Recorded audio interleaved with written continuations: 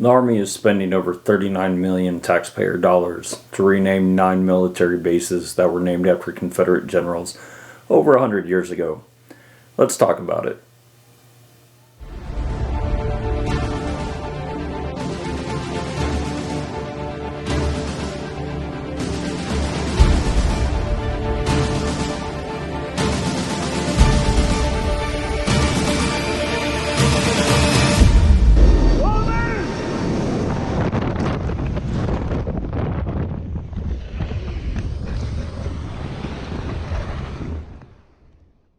I'm John, and today we're going to talk about the Army renaming 9 of its military bases that had initially been named after Confederate officers from the Civil War. This story's been going on for a couple of years now. Donald Trump had previously refused to move forward with renaming the bases, but at this point it's already moving forward. Some bases are renamed and more will be renamed later on this year. Recently, I received a phone call from one of my Army friends who also lives here in Texas, asking me what I thought about all of this going on, specifically talking about Fort Hood, Texas, which had already been renamed to Fort Cavazos. My initial reaction was, who is Cavazos? I'd never even heard the name mentioned my entire time in the military. And my friend explained to me that they were the first Latino to be promoted to 1-star general. That didn't impress me much. Picking someone based off of their rank or their ethnicity rather than their merits isn't a good excuse to name a base, in my opinion. But wanting to get the facts, I went ahead and I looked into General Cavazos a little more. Found out that in addition to being the first Latino to make 1-star general, he was also the first Latino to make 4-star general, but that's still judging someone on their rank and their ethnicity. Looking a little bit more, I did find out that while he was a lieutenant during the Korean War, he did lead a raid into enemy territory, and there was some heavy fighting, artillery barrages and everything going on, many casualties. He ordered his troops to withdraw, but he stayed on the objective area, finding soldiers who had been wounded and then bringing them back to forward friendly lines all on his own. Truly an act of heroism and bravery, and for those actions he was awarded a Distinguished Service Cross, and that definitely bolsters the case to have him remembered with a military base named in his honor. Additionally, other bases being renamed are Fort Benning, Georgia, which is being changed to Fort Moore, named after Lieutenant General Harold Moore. He earned a Distinguished Service Cross in Vietnam and was famously portrayed by Mel Gibson in the movie We Were Soldiers.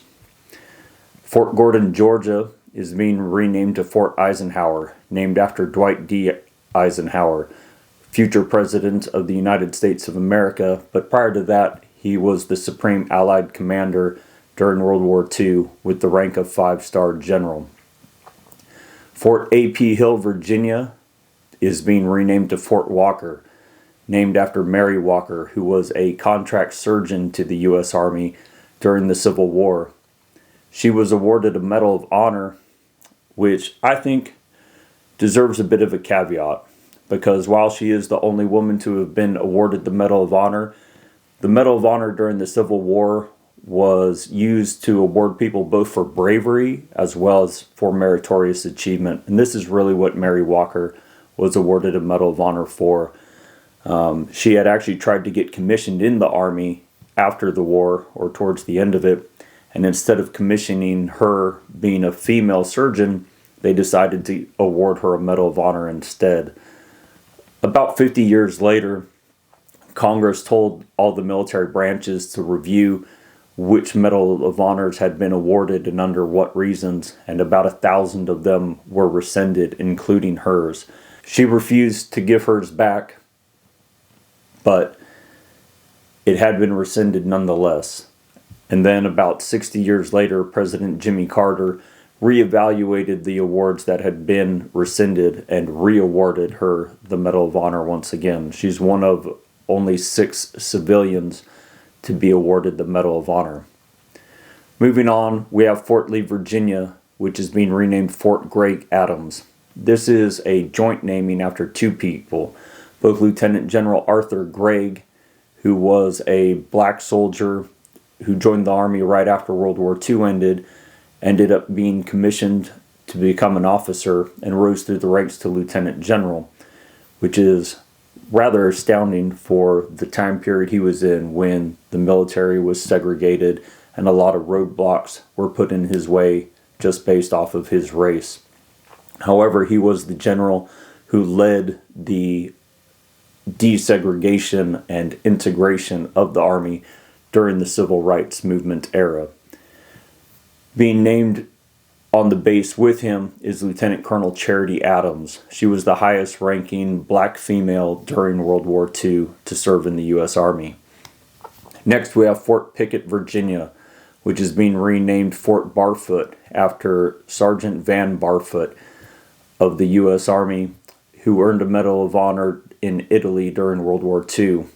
He single-handedly captured 17 German soldiers and killed 8 more, and was awarded the Medal of Honor for those actions. He's also a descendant of Choctaw Indians. Fort Polk, Louisiana is being renamed Fort Johnson in honor of Sergeant William Henry Johnson of World War I, another Medal of Honor recipient who was part of a all-black regiment and was wounded 21 times in fierce hand-to-hand fighting with the Germans, in which he suffered 21 wounds and also helped save an American soldier off the battlefield.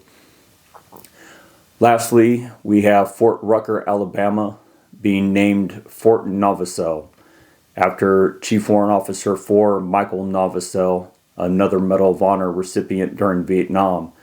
He had actually been a B-29 pilot during World War II in Korea, then got out of the military, and when Vietnam occurred, he went ahead and dropped his commission and instead took on a rank of being a warrant officer so he could still serve his country during that time. In the course of the war, he medevaced over 5,500 soldiers off of the battlefield, including his own son. But he earned the Medal of Honor specifically for one particular day where he medevaced 29 soldiers in 15 separate, extremely dangerous extraction attempts. And then lastly, not being named after a particular person, Fort Bragg, North Carolina, is going to be renamed Fort Liberty. Now these name changes are staggered. Like I mentioned, many have already occurred, and the last is scheduled for October 27th of 2023. But should we be doing this at all? Is it just the latest iteration of wokeness and cancel culture that's been spreading through the U.S. Army of late? But what's in a name? Even being a war history buff and spending weeks, if not years, at most of these military bases, I seldom thought about the men that they were named for. There aren't statues of the Confederate Generals on these bases. They're not really mentioned anywhere. When you come onto the base, they may have a line dropped about them in the post museum. But most soldiers just consider the name of the base to be the name of a base. However, there should be some consideration of what these names stood for. Every one of these men fought to secede from the United States. Most opposed the abolition of slavery, and many of them were slave owners and blatantly racist. Several were hated by their own men, to include Bragg, who is known as the most hated man in the Confederacy. All of them contributed to the deaths of 620,000 Americans, including my great-great-great-granddad. This death toll may not sound like a whole lot today, but back then it was about 2% of the United States population, which would be the equivalent to 6.5 million Americans dying today in a civil war. So why were these bases named after these Confederate generals in the first place? It started during World War I. The United States Army was pulling out of a long period of isolationism and ramping up to possibly go to war, and they were starting to form numerous military bases throughout the country. Many of these were in the South, and they decided that it would help to make it more appealing to the Southerners if these bases were named after their Confederate generals from the Civil War. This was 1916 to 1918 period, and there were still a lot of Civil War veterans still alive. A lot of people who had lived through the Civil War and the aftermath of it were still alive, and there was definitely still a lot of animosity between both the North and South. So this was seen as a bit of an olive branch to kind of help bring the country back together and get the Army what it needed. So should we be doing this now? This renaming of bases? Honestly, I don't think we should. It should have been done back in the 1960s and 1970s, back when we were going through the desegregation of the U.S. Army and of the United States in general. When we were starting to open up schools to everybody, open jobs to everybody, desegregate the military, get rid of black and white units, that would have been a good time to get this taken care of. But since those measures weren't taken, since those actions weren't completed, we're now having to revisit this another 50 years later. So, all in all, it is a good step forward. The one thing I don't particularly like about it is it's obvious from going through the list that they decided that these slots would be filled in a very specific manner. There are 4 white people, one of them a woman, 3 black people, one of them a woman. There's 1 Latino, 1 American Indian, and Warrant Officer Mike Novosel is actually a first-generation American born to Croatian immigrants. So it's hard not to see the people that they picked largely being selected, once again, based off of their ethnicity and their sex, instead of off of their bravery and off of their actual merit. And it makes me wonder, we initially named these bases after Confederate generals because we thought it fit the times and it helped the times, and we outgrew that. And so it makes me think that possibly in the future, when we've hopefully moved past this woke era where we try and judge people based off of their gender, their ethnicity, their religion, their sexual identity, all these things that under the equal opportunity that the Army is supposed to espouse, we're not supposed to be judging people off of. I do wonder if we're going to end up having any heartburn over how these bases were named, because it's definitely not just done off of who the most incredible, most memorable soldiers that served in the Army were. So that's all I have for you today. If you like this video, please go ahead and like and subscribe, maybe leave a comment, and we'll be seeing you again soon. I'm John. Thanks much.